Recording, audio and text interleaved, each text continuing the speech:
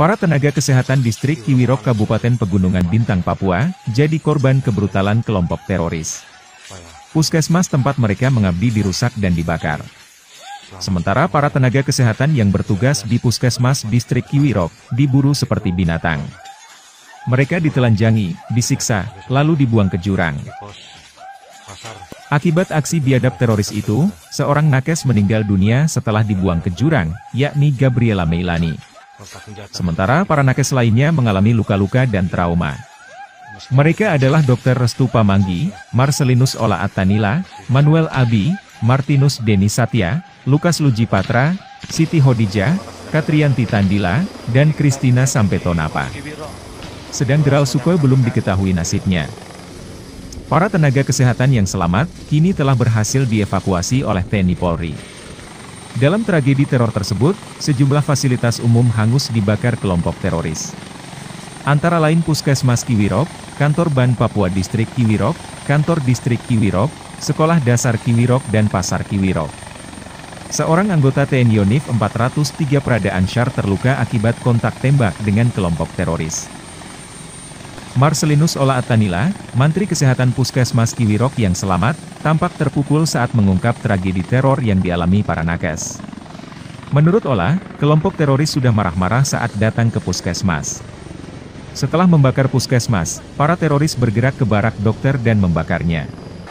Kemudian, para nakes yang bersembunyi, ganti diburu dan disiksa. Cerita kejadian yang kami alami di distrik Kiwirok, pada pukul 9:05 kejadian berbanding terbalik. KKB mulai menghancurkan puskesmas dengan memukul kaca jendela puskesmas dan juga mulai menyiram bensin keliling puskesmas. Dan mereka melakukan pembakaran pertama pada puskesmas tersebut. Kemudian sekitar pukul 9:07 mereka bergeser menuju ke barak dokter yang di sebelah puskesmas. Mereka melakukan penyerangan yang sama, memukul kaca-kaca jendela, kemudian menyiram bensin di sekeliling barak dokter itu. Kemudian dilakukan pembakaran. Di dalam barak dokter itu sendiri terdapat 5 orang teman yang dipimpin langsung oleh Dr. Restu Pamanggi bersama Paman Lukas Luji, Suster Siti Kotija, dan juga Paman Deni. Pada saat pukul 9:10, mereka semakin membrutal. Mereka berusaha untuk masuk ke dalam barak dokter dan menyerang petugas. Sehingga pada saat itu, rombongan pertama yang ada di barak dokter memilih untuk keluar dari barak dokter secara berhamburan, secara terpisah. Paman Lukas bersama Suster Siti, Paman Deni sendiri dan juga dokter dan juga Paman Gerat lari menuju arah Mado.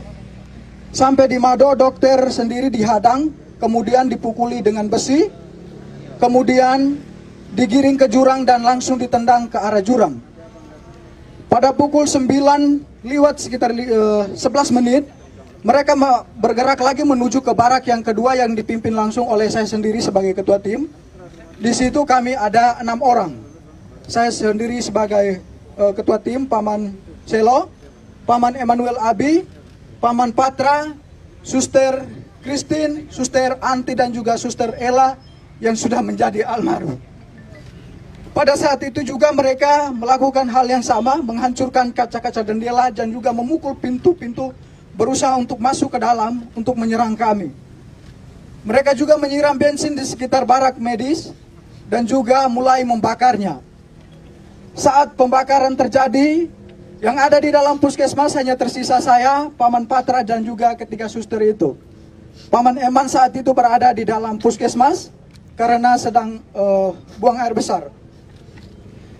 Pada saat itu sedang terjadi pembakaran, saya sendiri meminta untuk ketiga teman putri saya atau suster untuk kami segera keluar dari dalam barak itu. Tetapi karena mereka perempuan tidak bisa mengantisipasi situasi, sehingga mereka memilih lebih tenang di dalam barak itu.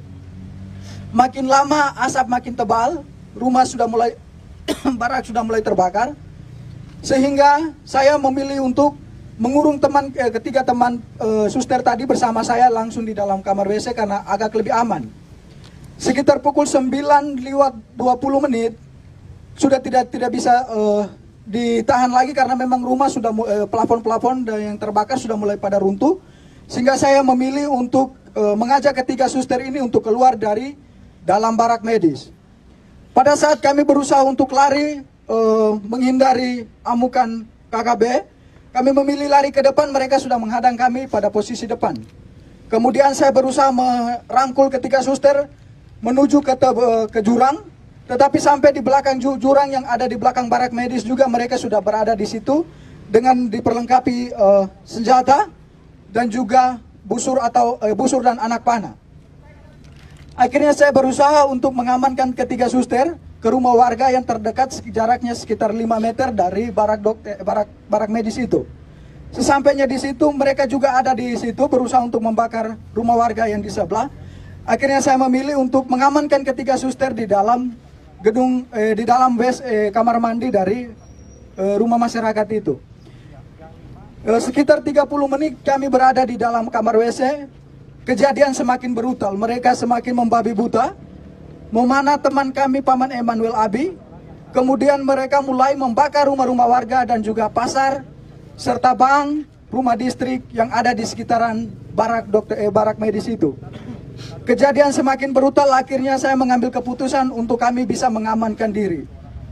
Dalam hitungan detik saja, saya sebagai laki-laki mengamankan 3 orang perempuan pastinya tidak bisa karena mereka mengejar kami dengan senjata dan juga busur dan anak panah. Tidak ada jalan lagi, kami memilih lari ke depan, mereka sudah menghadang, ke samping kiri kanan dan juga mereka sudah menghadang semua. Akhirnya di belakang kami terdapat jurang yang cukup terjal, kedalamannya sekitar 500 meter dengan sudut ketajaman itu sekitar 90 derajat. Tanpa berpikir panjang, saya bertanya kepada ketiga suster itu bagaimana kita harus mengamankan diri. Mereka menjawabnya, kita lompat saja. Akhirnya tanpa berpikir panjang, saya menghitung 1 sampai 3 dan saya sendiri lompat pertama. Kemudian ketiga suster mengikuti saya untuk melompatnya. Sesampainya di bawah, kami pikir bahwa kami sudah aman dari kejaran mereka, tetapi mereka tetap mengikut kami ke bawah. Sampai ke bawah saya sendiri tersangkut di akar pohon. Kemudian ketiga suster yang lainnya, yang satunya suster Kris tersangkut di pohon juga. Suster Ella tersangkut di antara semak-semak. Kemudian suster Anti, dia melompat jaraknya sekitar 150 meter ke dalaman jurang ini gitu. Dan dia juga tersangkut di semak-semak. Mereka terus mengikut kami ke bawah, kemudian mendapati suster Anti di bawah. Kemudian mereka naik, dapat lagi suster Ella yang sekarang sudah ada di almarhum. Kemudian mereka dapat lagi suster Kris. Saya sendiri mereka tidak dapat karena saya sembunyi di antara tebing dan juga akar-akar. Kemudian mereka mengumpulkan ketiga suster ini. Kemudian mereka semakin membabi buta. Mereka mulai menelanjangi suster dengan tidak membuka pakainya secara sopan, tetapi mereka menelanjanginya dengan barang tajam atau parang, langsung dipotong saja pakaian mereka, mulai dibuka dari baju sampai celana dalam semuanya. Mereka 3 ditelanjangi, kemudian mulai dianiaya secara tidak manusiawi. Paha mereka ditikam, muka mereka ditonjok, kemudian minta maaf tetapi kemaluan mereka ditikam juga dengan parah. Kejadian semakin brutal karena jumlah mereka semakin banyak. Akhirnya suster-suster ini tidak berdaya lagi. Mereka semakin lemah, akhirnya mereka pingsan. Dalam keadaan pingsan mereka dipikir bahwa mereka sudah meninggal, sehingga terpaksa mereka didorong lagi ke dalam jurang yang lebih dalam. Kedalaman jurang itu sekitar 300 sampai 400 meter. Suster Ella, Suster Kristin yang didorong pertama, kemudian Suster Anti dan juga Suster almarhum atau Suster Ella. Sesampainya di bawah kedalaman jurang itu, Suster Anti langsung pingsan, dalam keadaan pingsan tidak sadarkan diri. Suster Kris masih sempat dari pingsannya bisa sadar. Suster Ella juga dari pingsannya bisa sadar kembali. Akan tetapi dalam keadaan itu mereka tetap ikut ke bawah. Kemudian Suster Anti dan Suster Kris masih bisa bertahan untuk memilih untuk menghindar dari mereka dengan menyembunyi di semak-semak. Suster Ella yang sudah tidak, walaupun dalam keadaan sadar tetapi sudah tidak berdaya, nyangkutnya di pohon sehingga mereka ikut ke bawah lalu membunuhnya secara babi buta. dengan menikam di bagian perut-perutnya dan juga kemungkinan mulutnya dibelah. Sehingga suster almarhum dinyatakan meninggal pada saat itu. Kemudian teman-teman yang lain dari barak dokter, Paman Lukas dan juga Paman Siti, Suster Siti, mereka langsung bergegas menuju ke mengamankan diri di Koramil dengan pengamanan para TNI yang ada di tempat itu. Kemudian Paman Denny memilih untuk mengungsi, bertahan di rumah warga. Dokter sendiri langsung ditendang ke jurang. Paman Gerat yang lari bersama dokter ke Mado, sampai dengan detik ini juga belum ditemukan. Suster Ella yang menjadi almarhum sudah ditemukan 2 hari yang lalu, sekitar pukul 17:30. Kami berhasil menemukan dia bersama Suster Chris. Suster Chris bertahan selama 3 hari berada di bawah jurang itu. Puji Tuhan dia masih hidup. Yang meninggal hanya Suster Ella. Dia sudah ditemukan dalam keadaan tidak bernyawa. Mukanya sudah penuh pada belatung karena dibelah semua. Luka-lukanya sudah pada belatung semua. Dan kemungkinan ini hari ke-5, ke-6-nya. Sehingga mungkin almarhum tinggal tulang atau daging, sisa-sisa dagingnya saja. Kemudian Paman Lukas dan juga Pak Suster Siti langsung diamankan oleh pihak tentara yang ada di Koramil menuju ke pos Pantas 403 yang ada di ketinggian atau yang di puncak. Kemudian Paman Denny juga dari rumah warga bergegas menuju ke Koramil mengamankan diri di pos Pantas bersama dengan pihak dari Koramil juga. Dokter sendiri bertahan selama berada di jurang dari pukul 9 lewat sampai sekitar pukul 9 malam. Baru dokter dari jurang menuju ke arah pos Pantas 403. Saya, Paman Eman, dan juga Paman Patra bersama Suster Anti dan juga Suster Chris masih tetap berada di dalam jurang. Pada pukul 5 sore saya sendiri berusaha, karena melihat situasi sudah aman, saya berusaha keluar dari semak-semak, kemudian berlari menuju ke Koramil. Sesampainya di Koramil tidak ada petugas karena mereka semua petugas semua sudah diarahkan ke pos Pantas, sehingga saya memilih mengamankan diri di salah satu rumah warga yang ada di sekitaran Koramil itu. Paman Patra tetap memilih dan juga Paman Eman tetap memilih bertahan di jurang bersama dua suster, tetapi posisinya terpisah. Kemudian pada malam harinya Paman Eman yang terkena busur itu, dia memilih untuk naik pada sekitar pukul 10 malam. Kemudian dia berusaha tidur di bawah kolom rumah warga yang ada di sekitaran jurang itu. Paman Patra tetap bertahan. Kemudian pada pagi harinya sekitar pukul 6, Paman Eman bergegas menuju ke Koramil untuk meminta perlindungan. Begitu juga Paman Patra, sehingga pada sekitar pukul 7 kami 3 bertemu di Koramil dalam keadaan selamat.